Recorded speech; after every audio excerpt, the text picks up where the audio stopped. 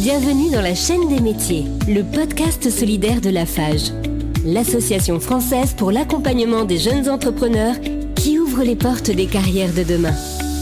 Plongez dans l'univers de professionnels passionnés, découvrez leur parcours unique, leurs défis quotidiens et leurs conseils précieux. Que vous soyez en quête d'orientation ou en pleine reconversion, chaque épisode est une opportunité de trouver l'inspiration et d'imaginer votre avenir. Prêt à explorer la chaîne des métiers ? C'est parti ! Nous allons découvrir un métier qui mêle le talent artistique et à la fois un métier hyper contemporain, s'il en est évidemment. Ernesto, c'est le prénom de celui qui est avec nous en ligne et vous allez découvrir avec nous son métier. Ernesto, bonsoir, bienvenue. Bonsoir. Ernesto, votre métier, c'est tatoueur. C'est bien ça. Ah, c'est original. Quand on dit métier tendance, c'est vrai que j'ai l'impression que depuis quelques années, on voit de plus en plus la présence du tatouage. Avant ça, en deux mots, tatoueur, c'est quoi ce métier ? Alors pour moi, un tatoueur, c'est avant tout, c'est un métier d'artiste, mais c'est pas très évident comme métier, car en fait, il n'y a pas beaucoup d'écoles, on n'a pas beaucoup d'endroits où apprendre, donc on est quasiment tous autodidactes. Mais c'est un métier avant tout qui est dans le relationnel également. On est obligé de s'adapter plus ou moins à la demande de chacun, qui est évidemment différente. C'est pour cela aussi que vous allez voir énormément de tatoueurs avec plein de styles différents. Il y en a qui touchent un peu à tout. Il y en a malheureusement qui disent savoir un peu tout faire, mais c'est pas le cas, car on peut voir aussi des désastres sur la peau au quotidien, malheureusement. C'est un métier qui s'est bien développé avec le temps, car avant c'était très mal vu. Pendant très longue période, c'était souvent associé aux criminels ou aux gens qui sortaient de prison ou ce genre de choses, alors que maintenant c'est avant tout quelque chose d'ornemental. D'ornemental, vous dites, ah, voilà. C'est original. Exactement, c'est plus pour les gens, ils le font plus trop pour le côté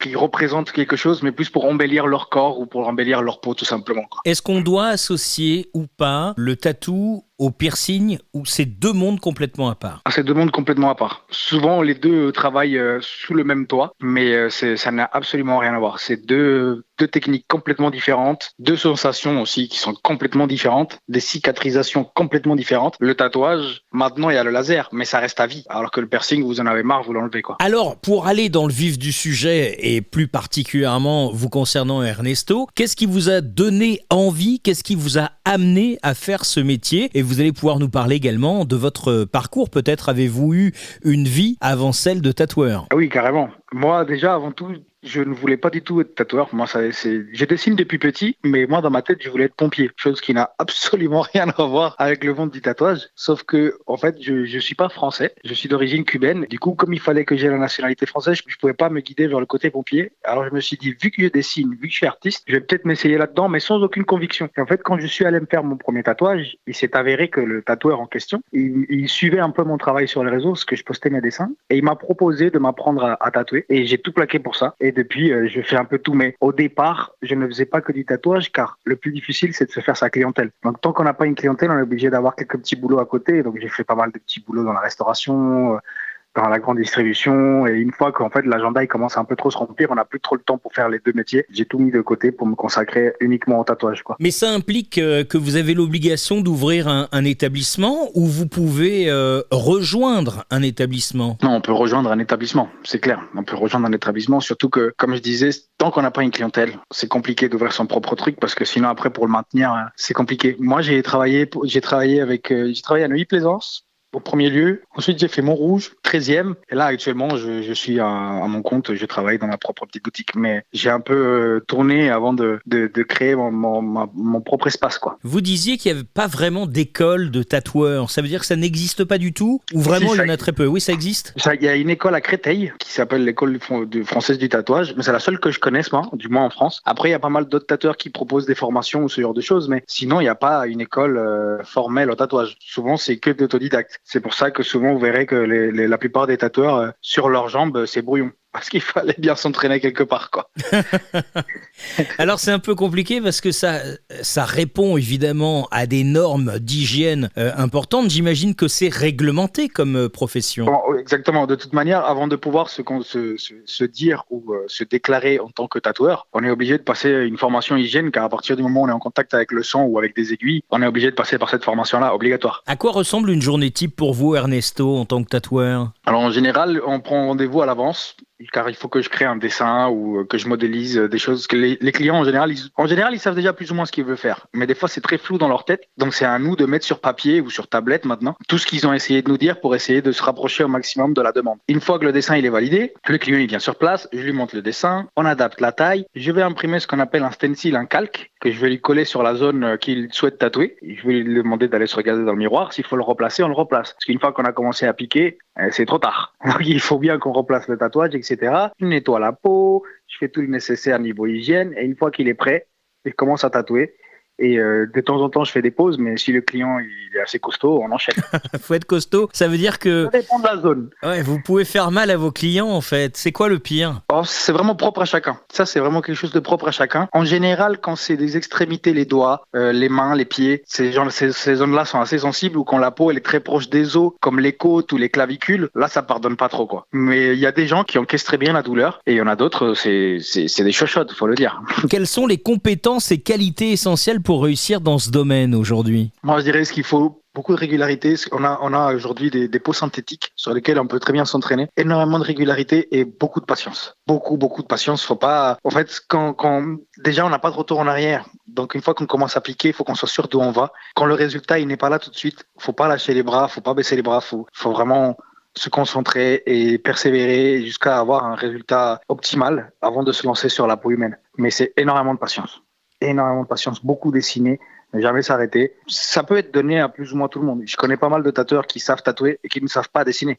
Non. Si, j'en connais plein. Ernesto, vous pouvez pas me dire un truc pareil. J'allais vous poser la question. J'allais vous dire, mais Ernesto, il faut quand même être capable d'être un excellent dessinateur pour se lancer là-dedans. Et vous êtes en train de me dire, pas du tout. Non, pas du tout. Après, c'est sûr que ça aide. Ça aide énormément de savoir dessiner avant de savoir tatouer. Ouais, j'imagine quand même. Qui sont capables de reproduire des images telles qu'elles sont, mais de créer quelque chose, malheureusement, ils n'y arrivent pas, quoi. Après, c'est pareil. C'est pas parce qu'on sait dessiner qu'on sait tatouer. Ce sont deux choses complètement différentes. Moi, je pensais que justement, en sachant dessiner, c'est bon, le tatouage, c'était quelque chose d'acquis. Mais absolument pas. C'est fou ce que vous me dites, Ernesto. Vous voyez, je pensais qu'on avait un sujet léger et en fait, d'un seul coup, ça devient pour moi quasiment le sujet sur le métier le plus passionnant et le plus compliqué finalement. Comment il a évolué votre métier? Il y a combien de temps que vous exercez, vous, Ernesto? Moi, ça va bientôt faire 8 ans là, même un peu plus. Et ça évolue en matière de technique, par exemple? Oui, en matière de technique, en matière de machines, les aiguilles. Tout va super vite. Avant, on avait une machine déjà très bruyante. Les aiguilles étaient super grandes. Il fallait acheter une protection pour l'aiguille, une protection pour la machine, des élastiques, un câble, une alimentation, une pédale. Aujourd'hui, vous achetez votre machine, une petite batterie externe, vous la branchez à la batterie, à la machine. On a ce qu'on appelle des capsules. Les aiguilles sont toutes petites. Vous la rentrez dans la machine, vous clipsez, vous appuyez sur la batterie, vous pouvez tatouer. Sans avoir besoin de pédale, de câble, alimentation. Il n'y a pas d'électricité chez vous pouvez tatouer. Il y a des salons du tatouage. Est-ce que c'est un rendez-vous? Et des concours aussi, des salons et des concours. Est-ce que vous, par exemple, vous avez fait des concours, Ernesto? Non, pas encore. Je n'ai jamais fait, mais justement, il y a une convention à Villabé où je comptais me présenter pour le concours, mais je ne l'ai jamais fait encore. Est-ce que vous pensez qu'aujourd'hui, c'est quand même une opportunité ou un bon filon professionnel pour un jeune qui nous écoute ou quelqu'un qui souhaite passer sur une reconversion? Est-ce que c'est un job qui est rentable? Est-ce que l'opportunité est bonne? Alors, écoutez, quand vous avez votre clientèle, oui, c'est rentable. Oui, c'est rentable. Malheureusement, l'État français taxe assez bien, on va dire, pour pas rentrer dans les détails. Mais oui, une fois que votre clientèle elle est faite, c'est rentable. Ça peut être très rentable. Je peux le conseiller à des jeunes, mais la seule chose qu'il faut que je dise aux jeunes, c'est qu'il faut vraiment être très patient. Faut pas s'attendre à ce que dans 2-3 ans, vous puissiez en vivre du tatouage, à moins que vous soyez excellent et que votre style il surpasse ou qu'ils aient innové quelque chose. Et aujourd'hui, il y en a tellement de tatoueurs, tous les styles, dans tous les domaines, que c'est difficile justement de se démarquer. C'est vraiment très difficile de se démarquer. Mais si vous vous donnez les moyens, moi je pense qu'en fait c'est comme pour tout. Si on se donne les moyens et qu'on persévère sans baisser les bras, on peut tous y arriver. D'accord. Quel a été le moment le plus marquant de vos 8 années de tatoueur? Ce qui nous intéresse, c'est de savoir est-ce qu'il y a un moment marquant de votre carrière ou une anecdote que vous pourriez nous livrer? Le moment le plus marquant pour moi, c'est quand je suis passé de cette étape de je fais plus des petits trucs et j'attaque une grande pièce. Une pièce que dans ma tête, je me dis je vais mettre 2-3 heures, alors qu'en final, j'en ai mis 8. Et quand on est à la fin de 8 heures, quand on voyait le résultat, que le client il est content, son sourire et le vôtre, il n'y a rien de plus satisfaisant. Vous-même, vous êtes très tatoué ? Oui, moi c'est tout pareil. Moi, il me reste les mains, les pieds et le 6 mars, je vais commencer mon dos. Ah, vous allez commencer le dos en mars ? Ouais. Il y a un chantier qui va se lancer sur le dos d'Ernesto. J'aurais pas dit mieux que le terme. Et voilà, ce rendez-vous est déjà fini, Ernesto. Ça va très très vite, hein ? C'est vrai.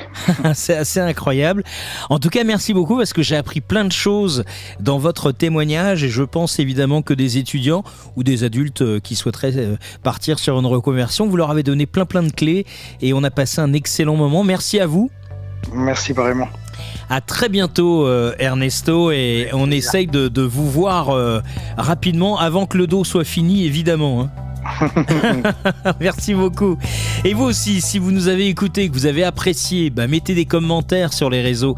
Et puis n'hésitez pas à écouter tous les épisodes de la chaîne des métiers pour découvrir plein de métiers différents. Aujourd'hui, on s'est intéressé au tatouage. Alors vous voyez, le panel est quand même large. Merci d'avoir écouté la chaîne des métiers, le podcast de Lafage qui dévoile les richesses du monde professionnel. Vous avez aimé cet épisode ? Partagez-le autour de vous et contribuez à cette grande chaîne solidaire pour l'orientation des jeunes. Et si vous connaissez un professionnel inspirant, n'hésitez pas à nous le recommander. Retrouvez-nous sur l'ensemble des plateformes de podcast, réseaux sociaux et sur notre site www.afage.fr pour découvrir d'autres épisodes et accéder à des ressources complémentaires. Ensemble, construisons un avenir où chacun trouve sa place. Lafage, c'est vous.